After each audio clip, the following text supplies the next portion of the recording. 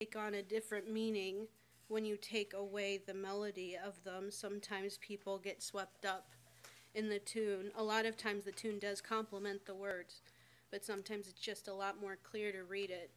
The one I'm going to read now is called the 90 and 9, and it's familiar to all of us. There were 90 and 9 that safely lay in the shelter of the fold, but one was out on the hills away, far off from the gates of gold, away on the mountains wild and bare, away from the tender shepherd's care, away from the tender shepherd's care. Lord, thou hast here thy 90 and 9. Are they not enough for thee? But the shepherd made answer, this of mine has wandered away from me. And although the road be rough and steep, I go to the desert to find my sheep. I go to the desert to find my sheep.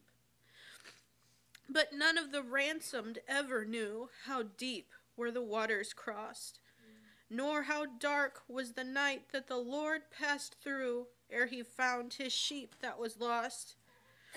Out in the desert he heard its cry. 'Twas sick and helpless and ready to die, sick and helpless and ready to die. Lord, whence are those blood drops all the way that mark out the mountain's track? They were shed for one who had gone astray ere the shepherd could bring him back. Lord, whence are thy hands so rent and torn? They're pierced tonight by many a thorn. They're pierced tonight by many a thorn. But all through the mountains thunder riven, and up from the rocky steep, there arose a glad cry to the gate of heaven, rejoice, I have found my sheep. And angels echoed around the throne, rejoice, for the Lord brings back his own. Rejoice, for the Lord brings back his own.